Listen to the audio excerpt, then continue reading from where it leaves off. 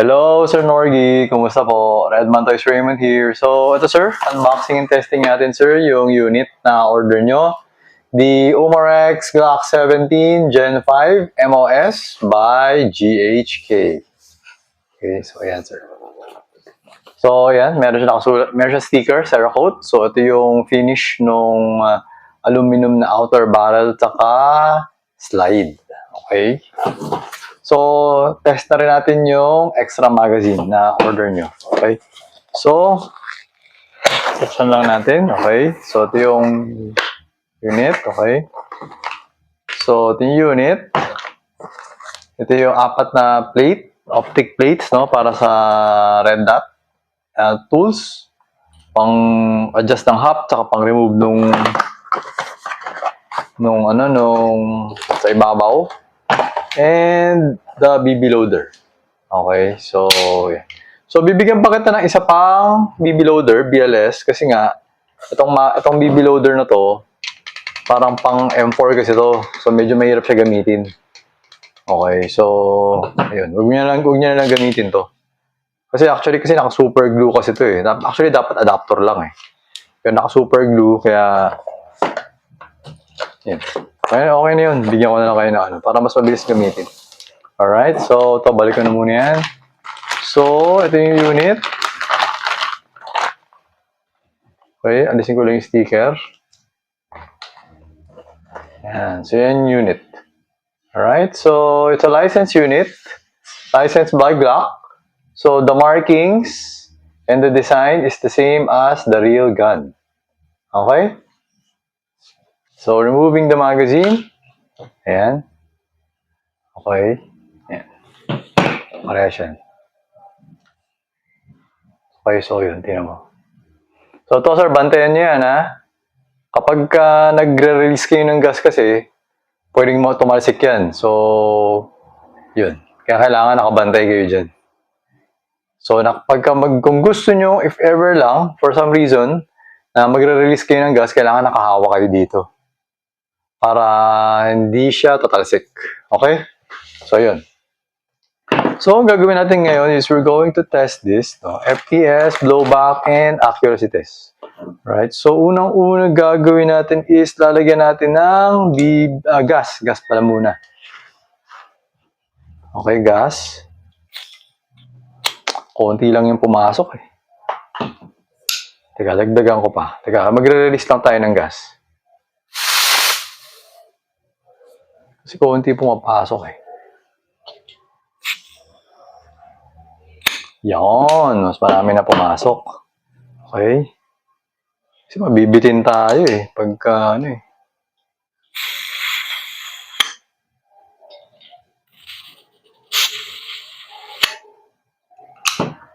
Hindi ako sure eh.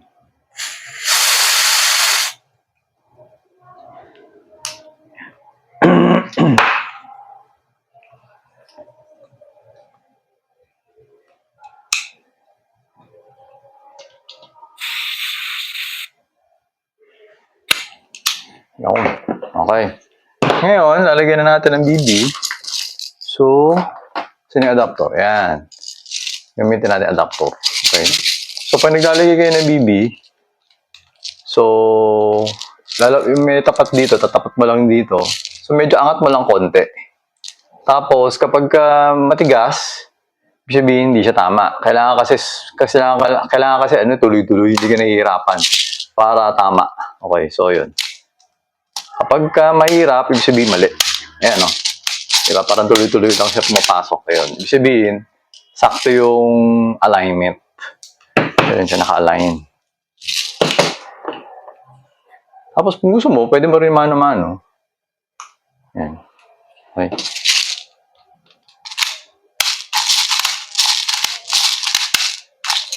Yan.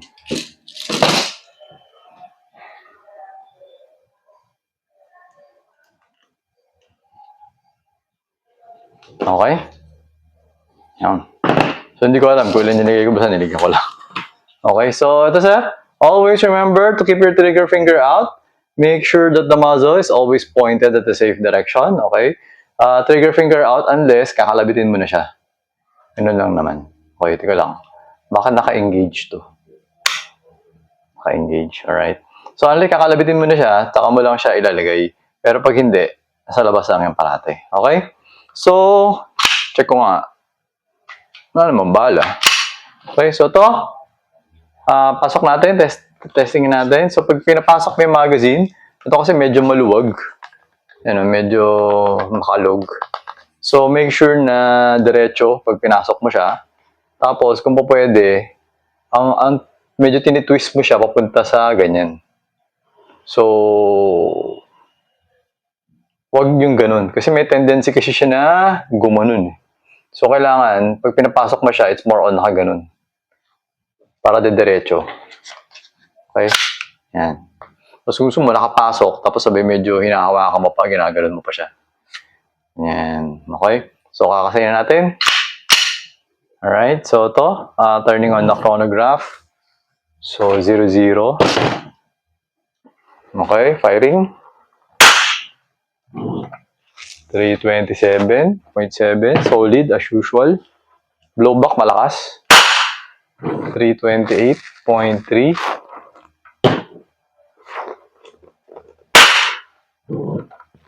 333.3. 326.3. Okay, so perfect trigger, matigas yung trigger, and perfect blowback, perfect FPS. Okay, so ngayon naman for the accuracy test, the target box is 2.3 meters away from me. Okay, tapos the target size is 2 inches in diameter. Okay, so yung target nyo or yung para sa unit nyo is on the second row from the top and third from the left.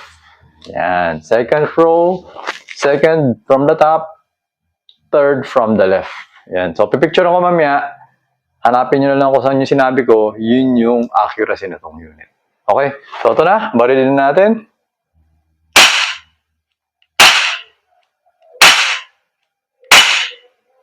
Bumaba yung isa.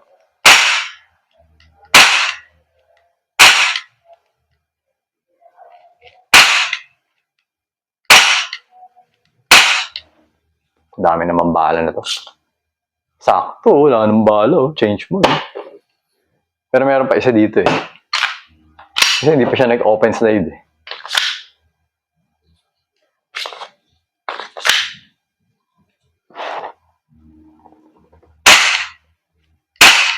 Teka. I-check na. Hindi na kailangan siguro. Hindi, sige. Kasi ano eh, text sana FPS. Pero, ito kasi hindi na kailangan kasi naramdaman ko naman, blowback same eh. Pero, okay lang. Testingin na natin. So, ayan. 332.8. 334.2. Okay? So, goods din siya. So, teka lang. Pahinga lang ako. Medyo nangawit ako eh. Okay. Tuloy natin. Accuracy test.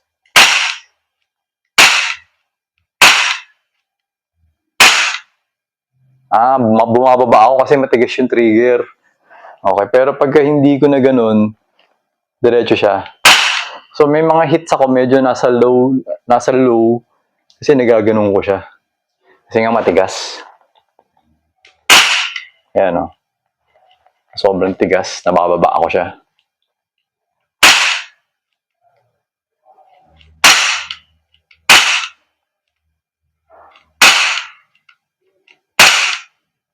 Wala nang gas. Kulang, nabitin. Pagka medyo matagal ka na nararamdaman mo eh. Nagiging sensitive ka eh. Malalaman, kulang na sa gasto. Kukunti na lang.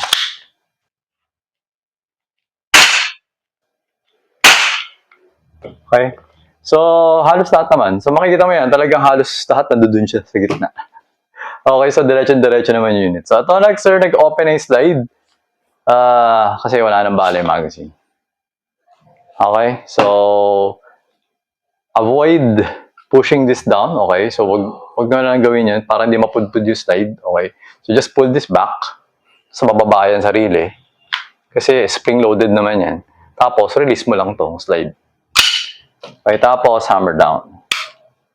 para maging safe yung pistol. Okay? So, ayun, Sir Norgy, okay na tong unit mo. So, I will be packing this now. And then, dali ko na siya sa courier tomorrow para ma-process na yung delivery papunta sa inyo. Okay?